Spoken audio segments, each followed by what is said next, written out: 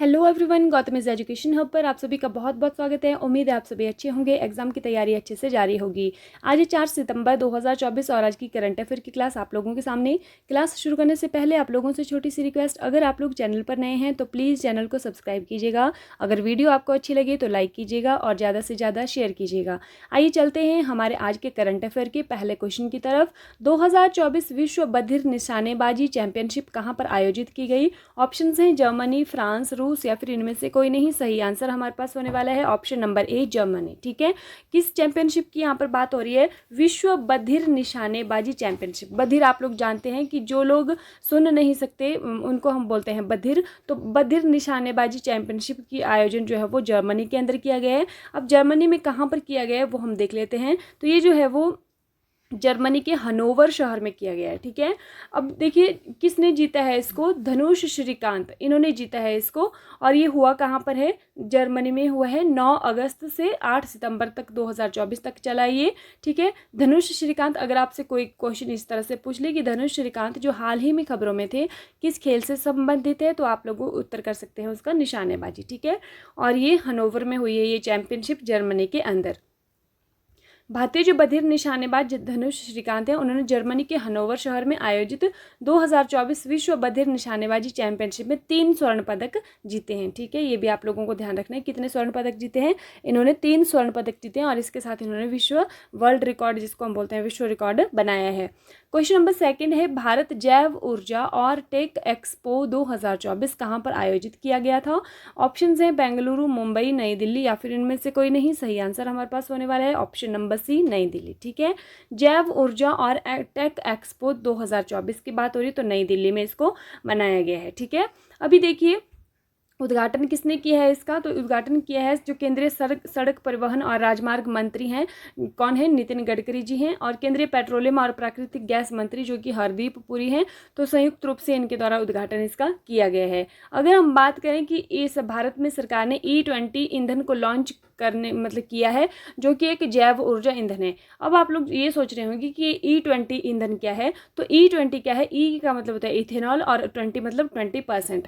तो यह एक मिश्रित ईंधन है जिसमें कि 20% इथेनॉल और 80% पेट्रोल उसमें होता है। इसको हम स्वच्छ ईंधन की ओर अग्रसर होने का एक रास्ता बता सकते हैं। भारत ने अभी सोचा है कि हम 100 का मिशन भी इन्होंने भारत सोच रहा है कंप्लीट करने का, लेकिन अभी जो है वो E20 का ही हो पा रहा है। भारत सरकार पेट्रोल के साथ 20% इथेनॉल के मिश्रण को कब तक हासिल करने का लक्ष्य रखा है? अभी देखिए 2025 तक तो केवल 20% इथेनॉल के मिश्रण का हासिल करने का लक्ष्य रखा गया है। तो जल्द ही भारत E100 का भी मिशन रखने वाला है। ठीक है, अब ऐसे हैं जो हाल ही में खबरों में थे किस खेल से संबंधित हैं। ऑप्शंस हैं हॉकी, स्क्वैश, क्रिकेट या फिर निशानेबाजी। सही आंसर हमारे पास होने वाला है ऑप्शन नंबर बी, स्क्वैश। ठीक है, अभय सिंह स्क्वैश के खिलाड़ी हैं। ठीक है, तो स्क्वैश की देखिए चैंपियनशिप हुई है, कहाँ पर हुई है? भारतीय पुरुष राष्ट्रीय स्क्वैश चैंपियनशिप, तुआंकू मुहरिज ट्रॉफी। नाम क्या है इसका स्क्वैश चैंपियनशिप का?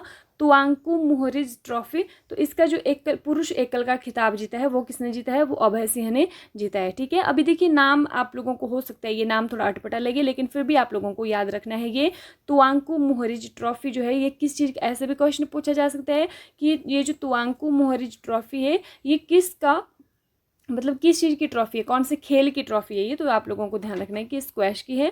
और ये इसका जो आयोजन है वो कौन सा देश करता है? इसका आयोजन करता है मलेशिया, सेरेम्बन में। और मुख्यालय कहाँ पर है इसका? लीड्स, इंग्लैंड के अंदर है। और पुरुष अध्यक्ष कौन है?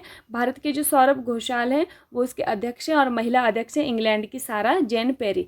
तो ये जो तुआंकू ट्रॉफी है ये जीती किसने है? ये जीती है अभय सिंह ने। हुआ कहाँ पर है? मलेशिया में हुआ है। ये भी आपको ध्यान रखना है। ठीक है, नेक्स्ट है क्वेश्चन नंबर 4, हाल ही में गठित 23वें विधि आयोग का कार्यकाल क्या है? ऑप्शंस हैं 2 वर्ष, 3 वर्ष, 5 वर्ष या फिर इनमें से कोई नहीं। सही आंसर हमारे पास होने वाला है ऑप्शन नंबर बी, 3 वर्ष। ठीक है, देखिए विधि आयोग, अभी आप यहाँ पर ये पता तो चल ही रहा है कि विधि आयोग का गठन हुआ है। और कौन से नंबर का विधि आयोग है? 23वें नंबर का विधि आयोग है। ठीक है, तो और इसका जो कार्यकाल है वो कितने वर्ष का होने वाला है? 3 वर्ष का होने वाला है। यानी कि अगर 1 सितंबर 2024 से स्टार्ट हुआ है तो 31 अगस्त 2027 तक इसका जो कार्यकाल है वो रहने वाला है। ठीक है, अब हम जान लेते हैं कि ये जो विधि आयोग है ये किस प्रकार की संस्था है। अभी देखिए ये इंपॉर्टेंट है हमारे लिए। अब ये ना ही संवैधानिक संस्था है ना ही ये एक विधानिक निकाय है।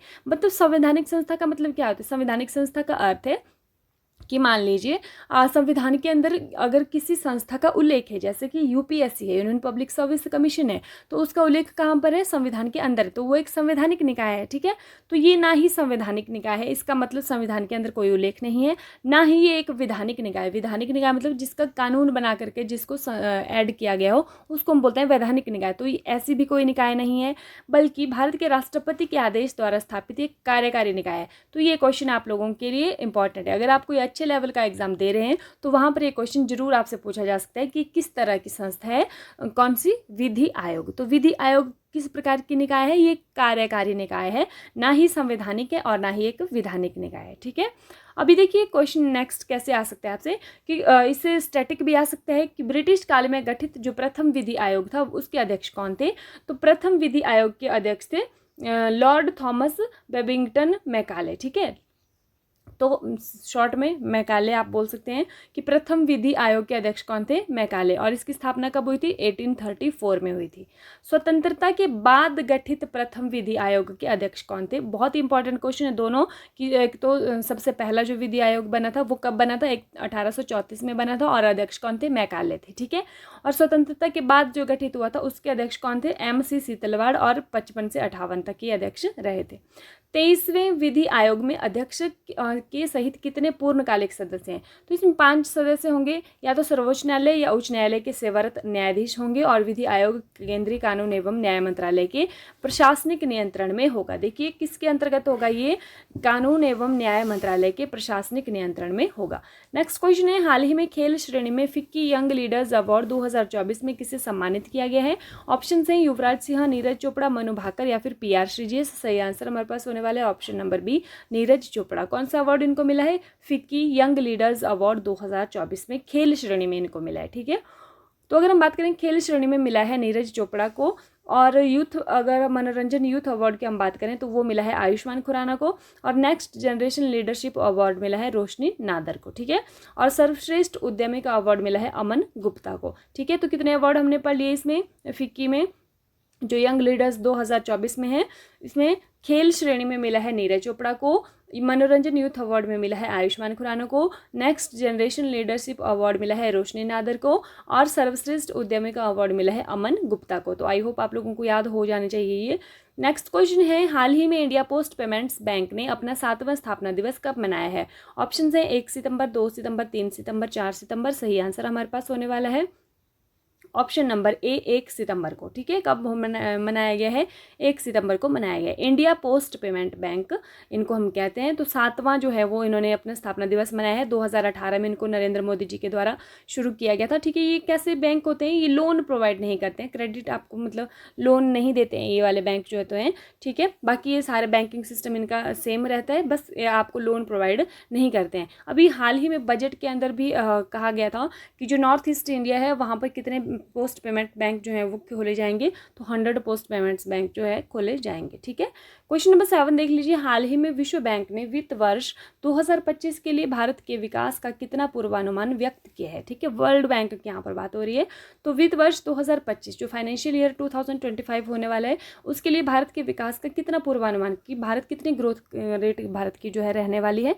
5%, 6%, 7% या फिर 8%। सही आंसर हमारे पास होने वाले ऑप्शन नंबर सी, 7%। ठीक है, कौन से ईयर की बात हो रही है? फाइनेंशियल जो ईयर है 2025 की बात हो रही है। देखिए पहले जो है वर्ल्ड बैंक ने कहा था कि जो इसकी जो ग्रोथ रेट भारत की होने वाली है वो होने वाली है 6.6%, लेकिन अभी भारत इसको वर्ल्ड बैंक ने चेंज कर दिया है और अभी वर्ल्ड बैंक ने इसको बढ़ा दिया है और कहा है कि भारत जो है वो 7% ग्रोथ रेट इसकी रह सकती है। और ये भी कहा है कि जो सबसे विश्व में सबसे तेज़ी से जो ग्रोथ रेट हो रही है वो किसकी हो रही है? भारत की होने वाली है, ऐसा अनुमान लगाया जा रहा है। किसके द्वारा? वर्ल्ड बैंक के द्वारा। और वर्ल्ड बैंक का मुख्यालय कहाँ पर है? इसका मुख्यालय है वॉशिंगटन DC, मतलब कहाँ पर? USA के अंदर। ठीक है, नेक्स्ट क्वेश्चन नंबर 8, हाल ही में एंटी रेप बिल अपराजिता किसने पारित किया है?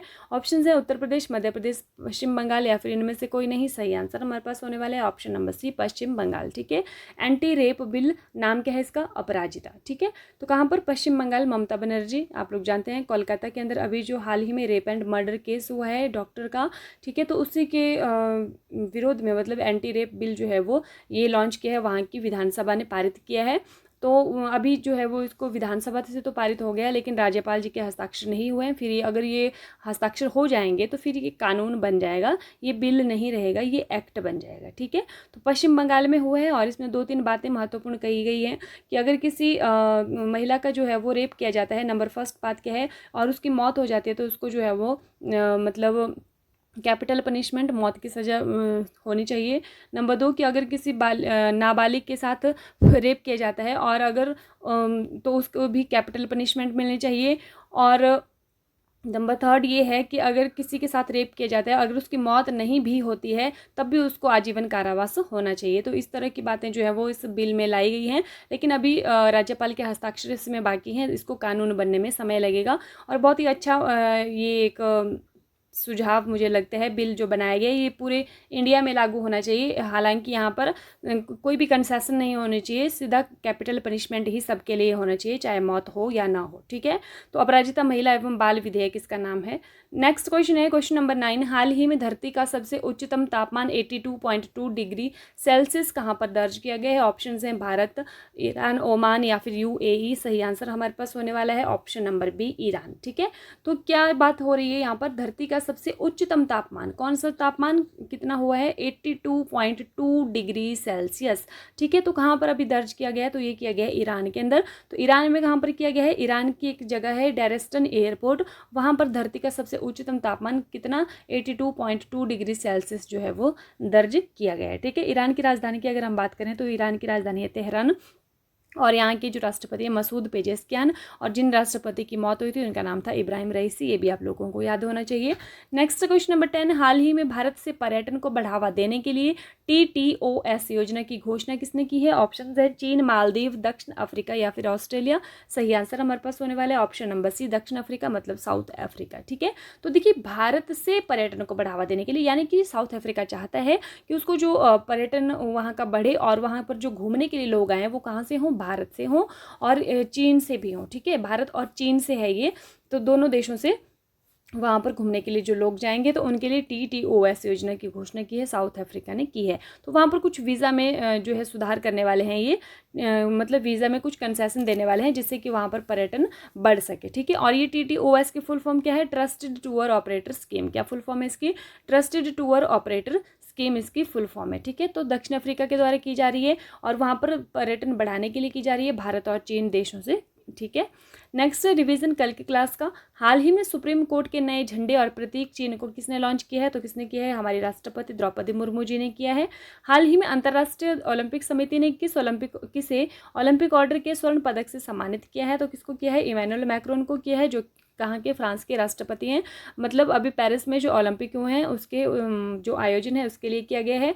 हाल ही में 133वें डूरंड कप का खिताब किसने जीता है? तो किसने जीता है? इसको जीता है नॉर्थ ईस्ट यूनाइटेड FC ने।